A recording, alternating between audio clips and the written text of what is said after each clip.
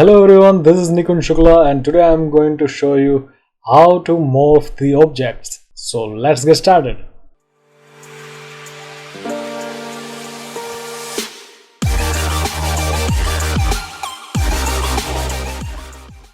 तो सबसे पहले हम स्टार्ट करते हैं शेप्स से। ओके, तो अब हम ड्रॉ करते हैं एक सर्कल। इसको अलाइन कर देते हैं। ओके, अब इसको हाइड कर देते हैं। उसके बाद ड्रॉ करते हैं एक रेक्टेंगल। इसको विजिबल कर देते हैं ताकि देख पाएँ कि सर्कल की साइज़ का ही है या नहीं है। इसकी ओपेसिटी थोड़ी कम कर देते हैं। वैसे कोई फ़र्क नहीं पड़ता कि इसकी साइज़ हम बड़ी रखें या छोटी, वो वैसे भी मॉर्फ हो ही जाएगा। इसको नाम दे देते हैं सर्कल और इसको नाम दे देते हैं स्क्वायर। इसको भी एंकर पॉइंट सेंटर में रख के इसको भी अलाइन कर देते हैं। तो दोस्तों अब हम एक नई लेयर लेंगे, न्यू शेप लेयर। ओके, और उसके अंदर हम कुछ भी ड्रॉ नहीं करेंगे और उसका लेबल कलर चेंज कर देते हैं ताकि हमें पता चले कि ये वही लेयर है जिसके ऊपर हम काम करने वाले हैं। ठीक है, इसका नाम दे देते हैं मॉर्फ।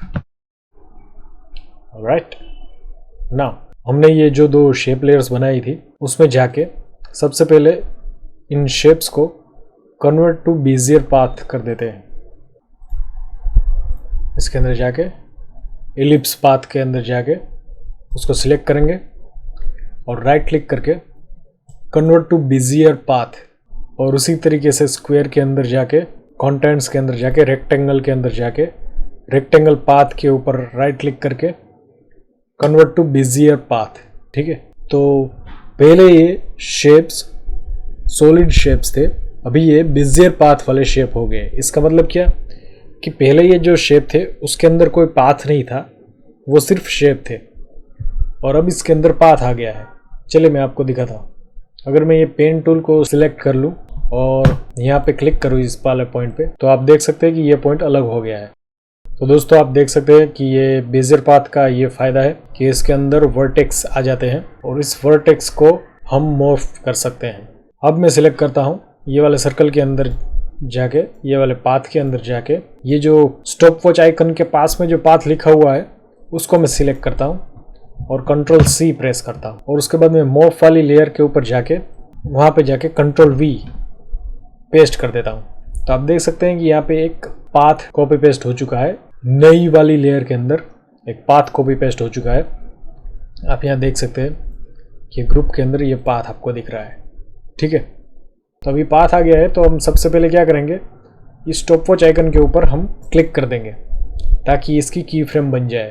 तो अब मैं क्या करूँगा, ये स्क्वायर वाली लेयर के अंदर जाकर, कंटेंट्स के अंदर जाकर, रेक्टेंगल के अंदर जाकर, ये पाथ वाले में जाके पाथ को कॉपी कर दूंगा कंट्रोल C, और अब ये मॉर्फ वाली लेयर के अंदर जाके पाथ के ऊपर सिलेक्ट करके ये कर्सर को 1 सेकंड के ऊपर रखने के बाद कंट्रोल V कॉपी पेस्ट कर दूंगा। तो हम देख सकते हैं कि ये जो पाथ है वो पहले सर्कल है और उसके बाद स्क्वायर में ट्रांसफॉर्म हो रहा है। ठीक है, अब इसमें एक चीज़ की कमी है। वो कमी क्या है, तो कि इसके अंदर फिल नहीं है। तो हम फिल ऐड कर देते हैं। ये वाले लेयर के अंदर ये जो ऐड वाला आइकन है, यहाँ पे प्ले वाले बटन के ऊपर क्लिक करके हम फिल के ऊपर क्लिक करेंगे तो यहाँ पे फिल लेयर आ जाएगी, और उसका कलर हमको चेंज करना है तो यहाँ से जाके कोई सा भी कलर हम ले सकते हैं, लाइक सो। ओके, अभी मैं ये दोनों पुरानी लेयर्स बंद कर देता हूँ और ये नई वाली लेयर्स हमको दिख रही है। ठीक है, अभी इस लेयर की की फ्रेम्स मैंने ओपन की और मैं यहाँ पे जाके अगर प्ले करके देखूँगा तो आप देख सकते हैं कि ये पूरी ट्रांसफॉर्म हो रही है, सर्कल में से स्क्वायर बन रही है। तो दोस्तों आप समझ सकते हैं कि कैसे ये सर्कल के अंदर से स्क्वायर के अंदर ट्रांसफॉर्म हो रही है। आई होप कि आपको आइडिया आ गया होगा कि मॉर्फिंग कैसे करते हैं। मिलता हूँ आपसे नेक्स्ट वीडियो में, तब तक के लिए हैप्पी एनिमेटिंग।